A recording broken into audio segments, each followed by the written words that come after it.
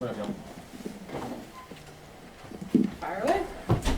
Trent, what if you could just kind of discuss just generally how thin the margin has been for you guys? You're 2-0, you're feeling good, but it's come down right to the wire. Feel fortunate to be 2-0, or just you guys just know how to win these games? Yeah, man, anytime you're 2-0 in this league, it's a great thing.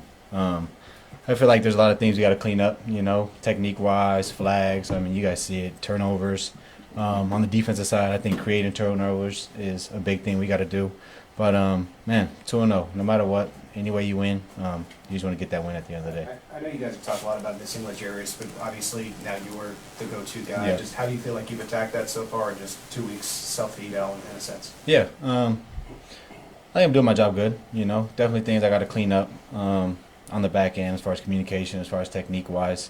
Kind of still getting comfortable out there at the corner position and playing that role that Coach Spags wanted me to play. But I thought I did a good job at just making sure everybody knows where I'm at on the field.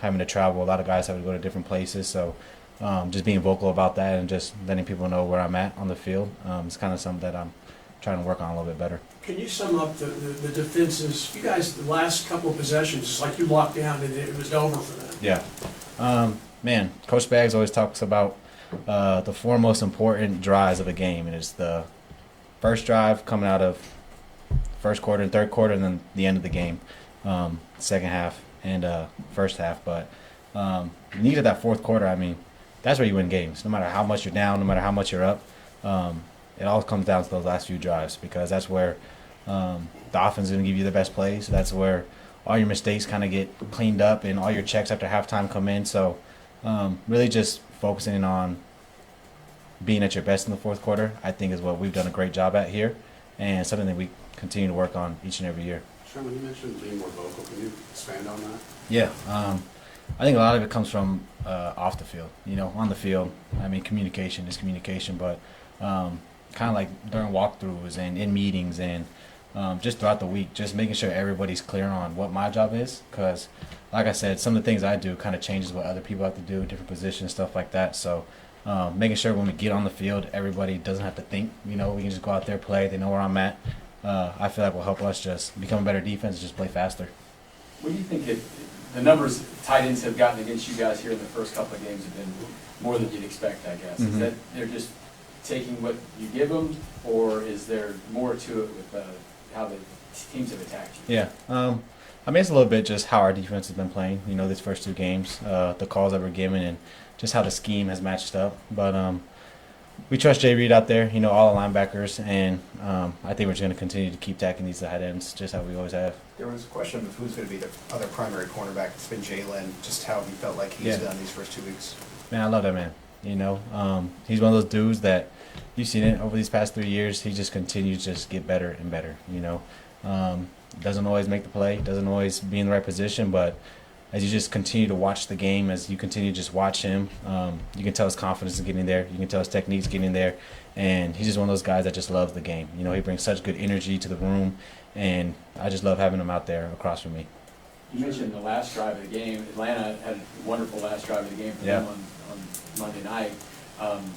What did you see from them? Because they didn't have much going on the whole rest of the game. How were they able to kind of get that done? And what are they kind of troubles will they give you guys maybe? Yeah, had a really good, like you said, end of the game drive. I thought they did good at managing the clock. I thought their play calls were good. They're able to get a few chunks in there, which as an offense, that's what you want at 2 minutes at the end of the game. Get those chunk plays so the clock kind of goes away. But on defense, I think in order to stop that, it's really just win your matchups, Whether you're in man, whether you're in zone, making sure you know what they're attacking us with, knowing our weaknesses and knowing what Kirk Cousins likes to do, When it gets to the 2 minute, I feel like a lot of teams kind of just go back to their bread and butter plays, the things that they can just run efficiently so that they can get in, get out. And understanding what they like to do there, I think, is the defensive advantage. I know during the game you can't watch what Chris Jones is doing, but I don't know how much he catches your eye on film, particularly just the influence he had in that second half against Cincinnati. Yeah, I mean, when you got a guy like Chris Jones, I can speak from personal experience as far as like the nickel. Teams always look at him. They're always sending the line his way. They're always trying to get two guys on him. He's a factor, run game, pass game. So he's always going to account for two guys. So it leaves a lot of open holes for other guys to make plays, and also leaves chances for kind of like the end of the game when you seen the whole line slide toward Chris and Shamari came free on the blitz. Little stuff like that stats don't show and people don't always talk about, but it's so huge when it comes to the whole team and the 11 out there just being able to just take pressure off other guys that they can make plays. Trent, Couple more. in your second year last year, you took off, right? Yeah. Shamari's in his second year, you mentioned him a little bit. Mhm. Talk about his trajectory and how he's been playing. Yeah, I mean, you see it when he's in there at nickel.